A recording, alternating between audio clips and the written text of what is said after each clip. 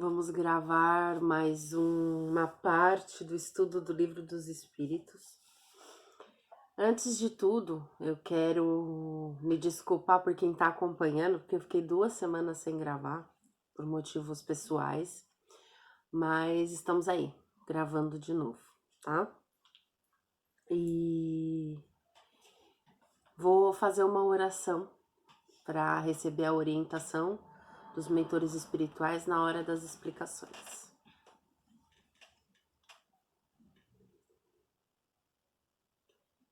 Senhor, muito obrigado pela oportunidade de mais uma vez estarmos aqui fazendo o estudo do Livro dos Espíritos. Peço a todos os meus mentores espirituais que me acompanhem na leitura, na explicação, que guiem as minhas palavras, os meus olhos, os meus pensamentos, para que tudo saia da forma mais clara e entendível possível. Pai nosso que estais no céu, santificado seja o vosso nome, venha a nós o vosso reino, seja feita a vossa vontade, assim na terra como no céu. O pão nosso de cada dia nos dai hoje, perdoai as nossas ofensas, assim como nós perdoamos a quem nos tem ofendido, e não nos deixeis cair em tentação, mas livrai-nos do mal. Ave Maria, cheia de graça, o Senhor é convosco. Bendita sois vós entre as mulheres, bendito é o fruto do vosso ventre, Jesus. Santa Maria, Mãe de Jesus, rogai por nós, pecadores, agora e na hora do nosso desencarne, que assim seja. Sim. Vou fazer a leitura da introdução, seguindo na parte 8. Parte 8. Acrescentemos que o estudo de uma doutrina, qual a doutrina espírita, que nos lança de súbito numa ordem de coisas tão nova com grande, só pode ser feito com utilidade por homens sérios, perseverantes, livres de prevenções e animados de firme e sincera vontade de chegar a um resultado.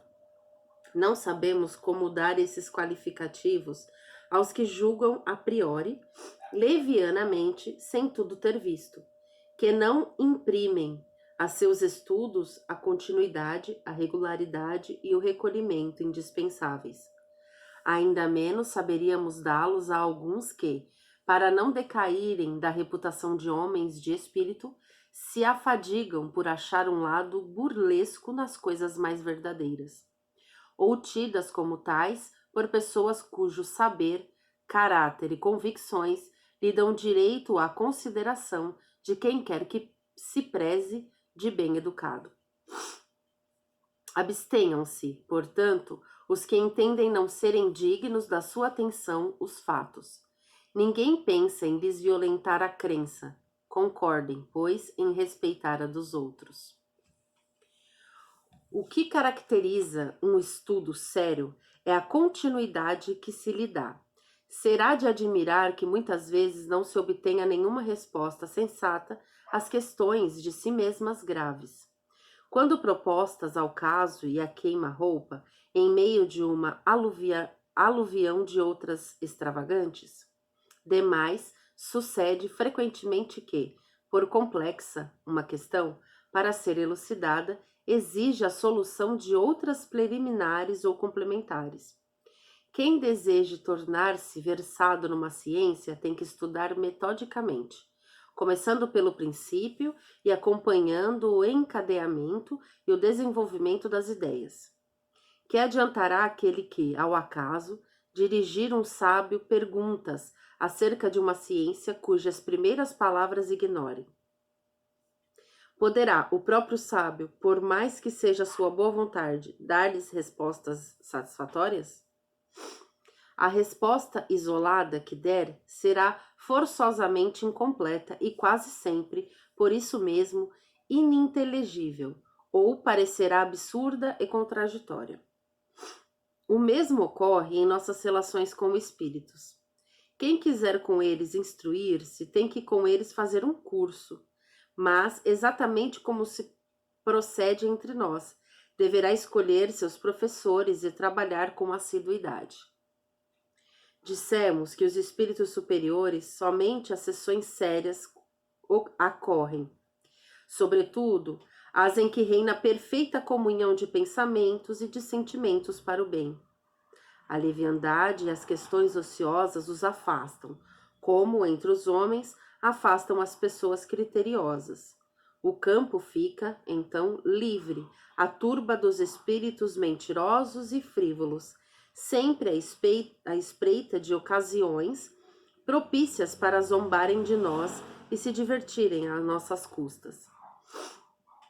Aqui já tá falando o quê? Que qualquer coisa que a gente for estudar, a gente tem que estudar com seriedade, tem que fazer direito, porque senão a gente não vai entender.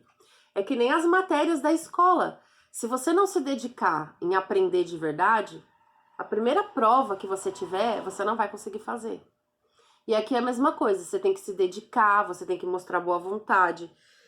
Então não adianta você fazer perguntas à espiritualidade e não prestar atenção nas respostas. Não vai adiantar.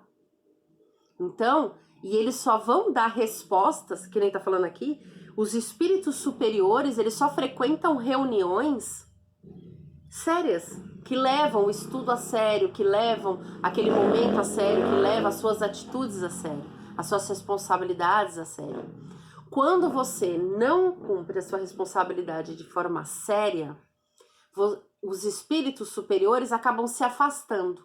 E quando eles se afastam, eles abrem espaço para outros espíritos mentirosos. Eles vão dizer que são superiores, mas não serão. E às vezes o tempo que você vai demorar para identificar, pode ter acontecido muita coisa ruim. Então é como eu disse das outras vezes, a gente tem que ter muita responsabilidade, tem que ter seriedade para abrir a nossa vida para a espiritualidade. Porque eles fazem as coisas de uma forma séria e responsável. E a gente, para ter essa comunicação, também. É como você querer entrar num curso. Todo curso tem uma quantidade mínima de horas que você tem que assistir. Porque eles sabem que se você assistir menos do que aquilo, você não vai conseguir compreender a essência mínima do curso. Né? Então aqui é a mesma coisa. A gente tem que prestar atenção, tem que estar de corpo e alma. Muitas vezes, se você não está se sentindo bem, é melhor nem fazer. Por quê? É melhor não fazer do que fazer de qualquer jeito. Porque quando você não faz, a porta está fechada. Mas quando você faz de qualquer jeito, você abre uma porta que pode entrar qualquer coisa. Então, faça e faça bem feito. Quer aprender de verdade? Não é assim, eu acho que eu quero, não. É como eu disse aqui, o estudo do espiritismo é para pessoas que realmente querem aprender. E não só para curiosos que querem saber como que é. É pessoas que querem aprender de verdade, porque tem que ter uma continuidade. São muitos livros, são muitas coisas, é muita informação. Então você tem que estar de corpo e alma. Que é o que se dará com uma questão grave em reunião de tal ordem? Será respondida, mas por quem? Acontece como num bando de doidivanas, que estejam a divertir-se. Propusseis essas questões, o que é a alma, o que é a morte, e outras tão recreativas quanto essas. Se quereis respostas sisudas, haveis de comportar-vos com toda a sisudez, na mais ampla acepção do termo, e de preencher todas as condições reclamadas. Aqui está querendo dizer, se você quer respostas sérias, você tem que agir de forma séria. Só assim obtereis grandes coisas. Sede, além do mais, laboriosos e perseverantes nos vossos estudos, sem o que os espíritos superiores vos abandonarão, como faz um professor com os discípulos negligentes. Mesma coisa, é exatamente o que eu falei. Se você não levar a sério, o que vai acontecer? Se você contrata um professor particular para te dar aula, né? e ele vai te dar aula, e você nunca aparece nas aulas, o que ele vai fazer? Ele vai parar de ir. Entendeu? Porque, tipo, ele tá ali pra te ensinar, mas a pessoa que quer aprender não tá ali, então ele simplesmente vai parar de ensinar pra você e vai procurar outra pessoa que queira aprender de verdade. Vai ocupar o tempo dele com alguém que queira aprender de verdade. A espiritualidade é a mesma coisa. Ele não vai ficar perdendo tempo com quem faz de conta que quer aprender. Com quem tá aprendendo de qualquer jeito. Ele vai procurar preencher nesse tempo disponível alguém que realmente queira aprender.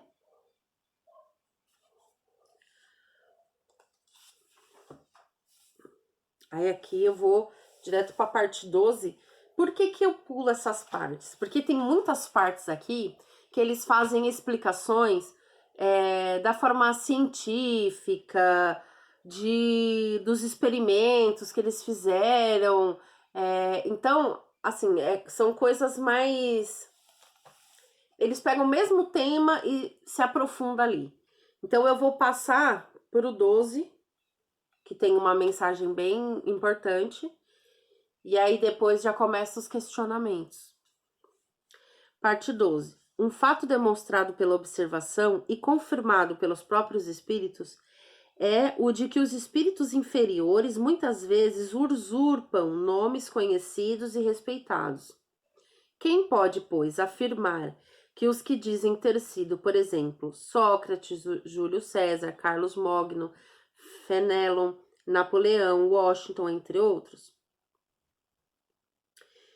tenham realmente animado esses personagens? Esta dúvida existe, mesmo entre alguns adeptos fervorosos da doutrina espírita, os quais admitem a intervenção e a manifestação dos espíritos, mas inquirem como se lhes pode comprovar a identidade. Semelhante prova é, de fato, bem difícil de produzir-se, conquanto, porém, não o possa ser de modo tão autêntico como por uma certidão de registro civil. Pode-o, ao menos por presunção, segundo certos indícios. Ou seja, é difícil de se provar que uma pessoa não é aquela pessoa.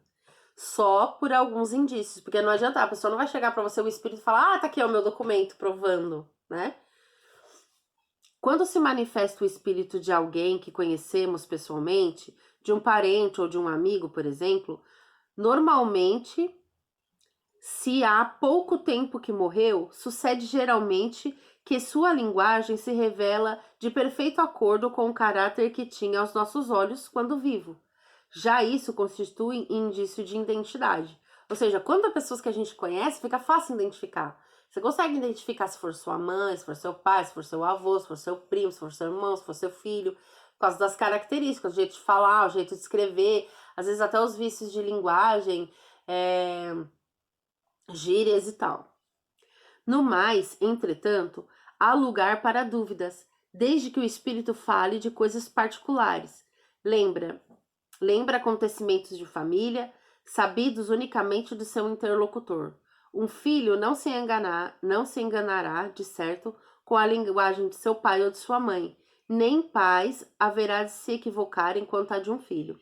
Neste gênero de evocação, passam, às vezes, coisas íntimas, verdadeiramente empolgantes, de natureza a convencer o maior incrédulo. O mais obstinado cético fica, não raro, aterrado com as inesperadas revelações que lhe são feitas. Outra circunstância, muito característica, acode em apoio da identidade. Dissemos que a caligrafia de um médium muda, em geral, quando o outro passa a ser o espírito evocado, e que a caligrafia é sempre a mesma quando o mesmo espírito se apresenta. Ou seja, eu tenho um jeito de escrever, né? A gente tem a nossa letra, o nosso jeito de escrever. Quando eu desencarnar e eu for mandar uma mensagem psicografada, o médium que realmente estiver recebendo o meu espírito, ele vai escrever do jeito que eu escrevia.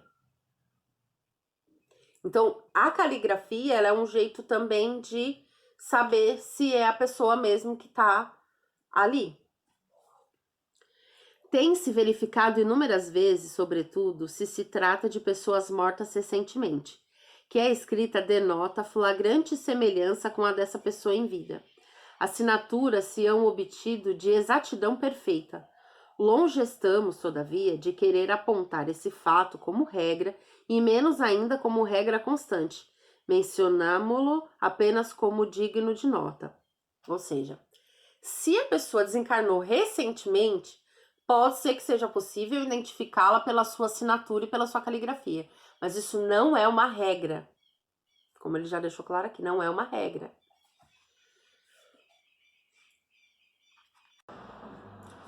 Só os espíritos que atingiram certo grau de purificação se acham libertos de toda a influência corporal.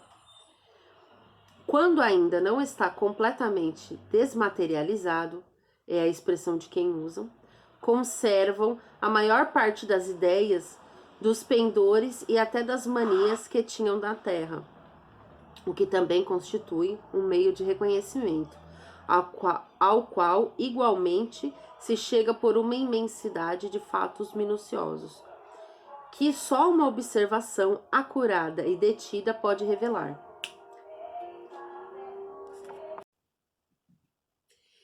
Vê-se escritores a discutir suas próprias obras ou doutrinas, aprovar ou condenar certas partes delas, outros a lembrar circunstâncias ignoradas, ou quase desconhecidas, de suas vidas ou de suas mortes, toda sorte de particularidades, enfim, que são, quando nada, provas morais de identidade, únicas, invocáveis, tratando-se de coisas abstratas.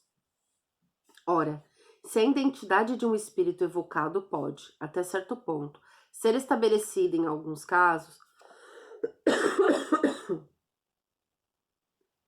razão não há para que não o seja em outros. E se, com relação às pessoas, cuja morte data de muito tempo, não se tem aos mesmos meios de verificação, resta sempre a da linguagem e do caráter, porquanto, inquestionavelmente, o espírito de um homem de bem não falará como de um perverso ou de um devasso. Então, aqui tá falando que num espírito que acabou de desencarnar, muitas coisas ainda ficam na memória do perispírito. Lembra que a gente tinha falado que o corpo, nós temos o corpo, o espírito e o perispírito. E quando nós desencarnamos, o nosso perispírito fica com a memória do que nós éramos aqui. Então ele fica com a mesma aparência, tem os mesmos trejeitos, o mesmo jeito de falar, o mesmo jeito de escrever e por aí vai. Então, essa memória, ela vai se apagando com o tempo. Por isso que nós conseguimos depois, quando vamos reencarnar, nos colocar num outro corpo diferente e tal. Então, é uma memória que ela vai se desfazendo com o tempo. Então, se o espírito acabou de desencarnar, ele vai ter forte essa memória. Então, a gente consegue identificar pelo jeito de falar, pelo jeito de gesticular, pelo jeito de escrever, certo? São características que podem ser usadas em espíritos que acabaram de desencarnar. Porém, em espíritos que faz muito tempo que desencarnaram, aí eles já não vão ter essa memória no perispírito, porque já faz muito tempo. Então, o único jeito de saber quem são essas pessoas é no jeito delas falarem. É como eu disse aqui, um espírito de bem, ele jamais vai falar gírias, jamais vai ser mal educado, vai falar de qualquer jeito, vai ser grosseiro, né? Então, a gente tem, aí entra o nosso filtro, né? De observar o jeito que esse espírito se comporta, o jeito que ele fala, as coisas que ele fala, os conselhos que ele dá. Não, realmente, eu acredito que esse espírito seja verdadeiro, porque tá falando coisas sensatas, né? Com uma linguagem respeitosa. Agora não adianta, por exemplo, chegar um espírito e falar assim: eu sou o Chico Xavier. E aí, mano, eu sou o Chico Xavier, entendeu? O negócio é o seguinte: vai todo mundo pro inferno porque vocês estão fazendo tudo errado, porque vocês não amam o próximo, entendeu? Jamais um espírito como o Chico Xavier vai se apresentar de uma forma rude. Vai chegar, não, porque vocês são tudo burro, vocês não estão vendo que a verdade está aqui na sua cara. Ele não, jamais vai agir desse jeito. Então, assim, eu sou o Chico Xavier. Como que um espírito como Chico Xavier se apresentaria? Calmo, sereno, com palavras doces, com um sorriso no rosto, né? Falando sempre de forma gostosa de ouvir, fácil de compreender, tocando o nosso coração, fazendo a gente sentir as palavras dentro da gente. Ah, é o Chico. A gente vai sentir. Não, não é. Porque tem aquele negócio do sexto sentido da gente, que é a nossa mediunidade. Os nossos mentores vão dizer pra gente se é ou não é. E a gente vai sentir. Só que, é que ele tá falando, tem muitas vezes que a gente tem que prestar atenção. Porque aí, por exemplo, faz pouco tempo que o Chico desencarnou. Se por acaso ele viesse fazer alguma coisa, provavelmente ele ia ter escrito os gestos. Mas vamos supor que já faça 200 anos. A gente ia fazer essa percepção, essa verificação com o jeito de falar e as coisas que estão sendo faladas. Ficou claro? Quanto aos espíritos que se apropriam de nomes respeitáveis, esses se traem logo pela linguagem que empregam e pelas máximas que formulam. Aqui tá falando. Para quem presta atenção nos estudos e nas reuniões espíritas, logo de cara, logo no começo, vai perceber. Porque eles se traem. Eles são tão crentes que eles são os cara, que em algum momento aquele espírito, ele vai se entregar. Ele vai dizer alguma coisa que vai engrandecer ele mesmo, para favorecer o seu orgulho, para querer dizer que ele é o máximo, sabe? Eles gostam de se aparecer, de se sentir os maioral. Então, de alguma forma, ele vai querer fazer isso. E aí é aí que a gente vai perceber, porque um espírito evoluído jamais vai querer se exaltar, vai querer se engrandecer, vai querer mérito, entendeu? Jamais. Agora, um espírito que tá aqui, eu queria usar o nome que tá aqui. O espírito que não é de luz, aquele que tá querendo atrapalhar a reunião, ele vai fazer isso e você vai acabar percebendo. Um que se dissesse Fenelon, por exemplo, e que ainda quando apenas acidentalmente ofendesse o bom senso e a moral, mostraria por esse simples fato o embuste. Tá dizendo que é o Fenelon. E aí fala alguma coisa, né, que atinge a moral da pessoa, que ofende a pessoa, na hora vai perceber que não é quem diz ser. Se, ao contrário, forem sempre puros os pensamentos que exprima, sem contradições e constantemente à altura do caráter de Fenelon, não há motivos para que se duvide de sua identidade. De outra forma, haveríamos de supor que um espírito que só prega o bem é capaz de mentir conscientemente e, ainda mais, sem utilidade alguma. A experiência nos ensina que os espíritos da mesma categoria, do mesmo caráter e possuídos dos mesmos sentimentos formam grupos e famílias. Ora, incalculável é o número de espíritos e longe estamos de conhecê-los a todos. A maior parte deles não tem mesmo nomes para nós. Nada, pois, impede que que o espírito da categoria de Fenelon venha em seu lugar, muitas vezes até como seu mandatário. Apresenta-se então com seu nome, porque ele é idêntico e pode substituí-lo, e ainda porque precisamos de um nome para fixar as novas ideias. Então, o que acontece? Vamos supor que aqui está querendo dizer que, por exemplo, há vários espíritos no nível de Chico Xavier. Então aqui está dizendo o quê? Tem vários espíritos no nível de Chico Xavier, lá no céu, certo? Aí vamos supor, Chico Xavier é convocado para participar de uma reunião. Só que naquele momento ele não pode ir. Aí ele manda alguém que seja do mesmo nível dele para ir no lugar. Fala assim, ó, vai lá para mim naquela reunião e fala que sou eu. Isso acontece. Por quê? Porque eles são de semelhante caráter, de semelhante evolução espiritual. Então não tem problema que não seja exatamente o Chico. O importante é que a mensagem e o bem que ele vai fazer é o mesmo. Porque eles são do mesmo nível e a intenção é a mesma. Por exemplo, eu vou num posto de saúde me consultar com o médico. Aí tá escrito lá que eu vou me consultar com o médico Fernando, cardiologista. Só que eu chego lá, o médico Fernando não pôde ir, mas ele mandou o Gustavo, que também é cardiologista. Então não tem problema eu passar com o Gustavo, porque o Gustavo também é cardiologista e ele vai fazer a mesma coisa que o Fernando faria. É mais ou menos isso, entendeu? Foi trocado, mas tá ali para fazer a mesma coisa. Ele vai me consultar, vai me recomendar os exames, os remédios do mesmo jeito que o Fernando faria. Então, nesse caso, às vezes pode acontecer, tá? Mas aí é diferente. Ele foi mandado pelo próprio Chico, foi autorizado pelo próprio Chico para usar o nome e fazer o que tem que fazer.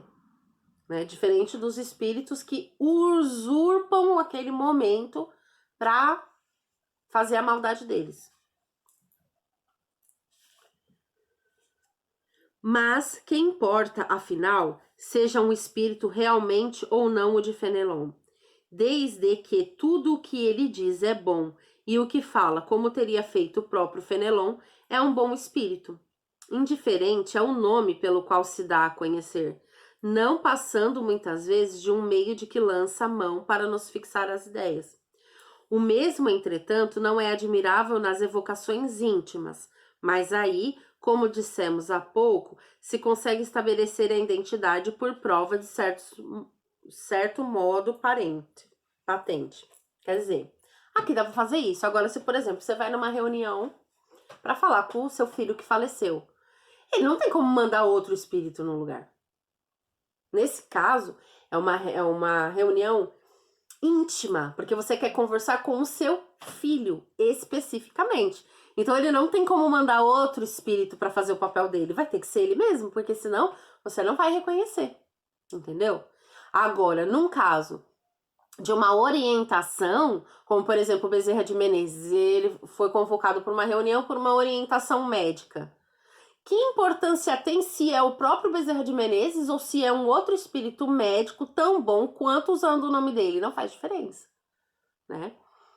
Agora, se eu convoco uma pessoa específica da minha família para conversar com ele especialmente sobre assuntos íntimos e pessoais, aí tem que ser o próprio espírito, né? E aí é fácil de identificar, porque como é parente nosso, a gente tem essa intimidade, a gente consegue identificar. Inegavelmente, a substituição dos espíritos pode dar lugar a uma proporção de equívocos, ocasionar erros e a miúdes mistificações. Essa é uma das dificuldades do espiritismo prático. Nunca, porém, dissemos que esta ciência fosse fácil, nem que se pudesse aprendê-la brincando, o que, aliás, não é possível, qualquer que seja a ciência. De novo, tem que levar a sério, porque senão, quanto menos conhecimento você tiver, mais fácil vai ser de te enganar. Jamais teremos repetido bastante para ela demanda estudo assíduo e por vezes muito prolongado. Não sendo lícito provocarem-se os fatos, tem-se que esperar que eles se apresentem por si mesmo. Frequentemente ocorrem por efeito de circunstâncias em que se não pensa. Para o observador atento e paciente, os fatos abundam. Por isso que ele descobre milhares de matizes característicos que são verdadeiros raios de luz. O mesmo se dá com as ciências comuns, ao passo que o homem superficial não vê numa flor mais do que uma forma elegante. O sábio descobre nela tesouros para o pensamento. Inclusive, eu fiz até um post com essa passagem do Livro dos Espíritos. Então, aqui no finalzinho quis dizer o quê? Que tem muita coisa para estudar, né? Muitos detalhes e a gente vai chegar lá. Mas muita coisa também é do instinto. É do instinto do próprio médium que tá ali. Quanto mais sério e focado esse médium for, mais fácil as coisas vão se evidenciar para os olhos dele. Se for falso, ele vai perceber. Se for verdadeiro, ele vai perceber. Né? Isso vai conforme o nível de seriedade e dedicação desse médium. Se ele for uma pessoa que não tá nem aí, que tá fazendo de qualquer jeito, de brincadeira, para passar o tempo, ele vai ser enganado com mais frequência. Agora, aquele que realmente está levando a sério a situação, o aprendizado, tudo, vai reconhecer as coisas com mais facilidade. Então, o estudo é para nós, é para que não para que a gente não caia nos erros, não caia nas armadilhas dos espíritos que querem fazer o mal. Porque são armadilhas, né? Conseguiu entender? Uhum. Então, eu vou parar por aqui hoje, porque o vídeo já tá com quase 30 minutos. Como eu disse, eu não quero vídeos muito longos. Na próxima quinta-feira, eu já vou começar as questões, que são perguntas e respostas que o Allan Kardec fez para a espiritualidade e que a espiritualidade respondeu. E então, vamos resumir o que a gente aprendeu hoje. Essa aqui no Telecurso 2000. A gente aprendeu que, como em tudo que a gente vai fazer, a gente tem que se dedicar e tem que fazer bem feito. Qualquer coisa que a gente for aprender na vida, qualquer curso que a gente for fazer, a gente tem que se dedicar, né? Por exemplo, eu sou artesã, eu faço crochê. Quantas crocheteiras existem por aí, né? O que vai diferenciar o meu trabalho? É o meu amor, a minha dedicação, né? O meu jeito delicado de fazer as coisas, fazer as coisas bem feitas, não deixar de qualquer jeito. É dar o meu melhor. Estudar sempre, aprender pontos novos, aprender coisas novas, tá sempre renovando, inventando coisas. É isso que vai me diferenciar. Então, no espiritismo é a mesma coisa. O que vai diferenciar você dos outros médiums? Porque como artesãos, também existem os artesãos bons e os ruins. Nem todo mundo faz crochê igual. Eu não sou a melhor crocheteira do mundo, mas eu também sei que eu não sou a pior. E eu tô todos os dias tentando me melhorar e me aperfeiçoar. Como médium, eu tenho que fazer a mesma coisa. Eu não preciso dificilmente serei a melhor médium do mundo. Mas eu também não posso ser a pior. E como que eu faço para isso? Eu tenho que estudar, eu tenho que me dedicar, eu tenho que prestar atenção na comunicação, eu tenho que seguir as orientações deles, eu tenho que fazer aquilo que eles me pedem para fazer, cumprir as minhas obrigações, assim, prestar atenção naquilo que eu ouço, naquilo que eu vejo, filtrar, aprender a identificar. Então, o estudo, quanto mais a gente estuda, mais a gente percebe as falhas daquilo que vem dos espíritos que querem nos fazer mal. Percebam que eu não falo os espíritos maus, os espíritos ruins, porque aos olhos da espiritualidade não existe espírito ruim, existe espírito que faz coisas ruins, porque todos os espíritos têm a mesma essência e vieram do mesmo lugar, né? Imagem e semelhança de Deus, todos são bons em sua essência. Porém, alguns deixam a sua essência de lado e começam a praticar o mal. Então, eles não são ruins, eles são espíritos bons que praticam o mal. Então, a gente tem que aprender a identificar esses espíritos que querem nos prejudicar e afastá-los.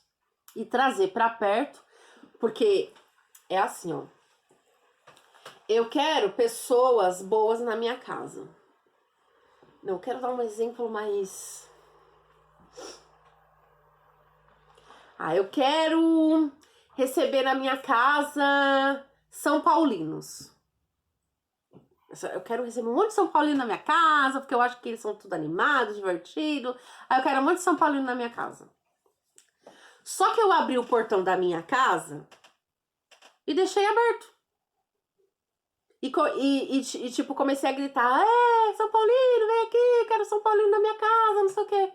Aí apareceu um monte de gente com camiseta do São Paulo. Agora, como é que eu vou saber se são todos São Paulino mesmo? Se alguém, algum corintiano, algum palmeirense, não foi lá, pegou a camiseta do São Paulo, vestiu só pra vir na minha casa, bisbilhotar o que tem pra saber se pode levar alguma coisa, se pode invadir minha casa, se pode roubar, se pode fazer alguma maldade. Como é que eu vou saber?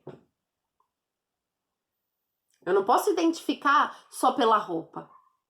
Eu tenho que arrumar um jeito de filtrar. Não, só vai entrar aqui quem souber o hino do São Paulo, o ano que ele foi fundado e toda a escalação do time do São Paulo completa de cor sem ler.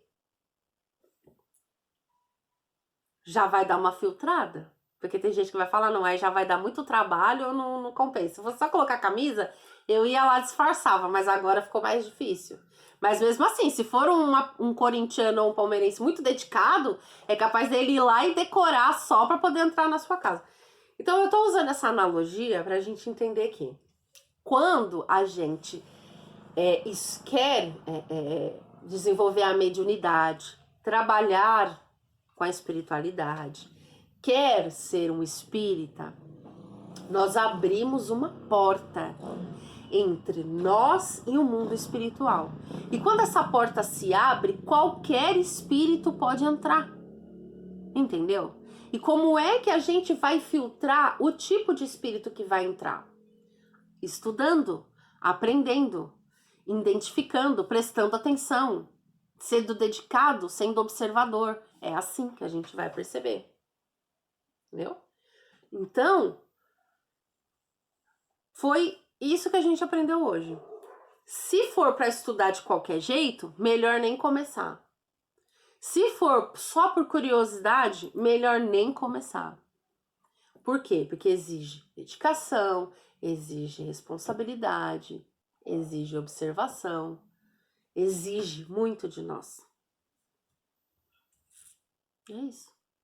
Conseguiu entender? Consegui. Ficou claro? Ficou. Isso não quer dizer que a gente tem alguma coisa contra os corintianos e palmeirenses. Claro que não, gente. A gente não tem nada contra corintiano, contra palmeirense, contra São Paulo e nada. É porque a gente nem assiste jogo. Eu só usei essa analogia porque é uma coisa que todo mundo tá por dentro, né? Vai entender. Mas não se sintam ofendidos, pelo amor de Deus. É isso. Então eu vou encerrar o vídeo de hoje. Agradecendo a espiritualidade pela oportunidade, pela orientação dessas palavras, que eu faço sempre o meu melhor para que vocês possam entender. Às vezes parece que eu me embanando toda, mas eu sempre tô tentando fazer o melhor para que todo mundo entenda as coisas que eu tô explicando aqui. Aí eu fico olhando ali pra Gi, tá dando pra entender? Porque senão às vezes eu me embanando tudo. Mas é isso. Então, até semana que vem, na quinta-feira, eu vou postar o próximo vídeo, que aí já começa nas questões.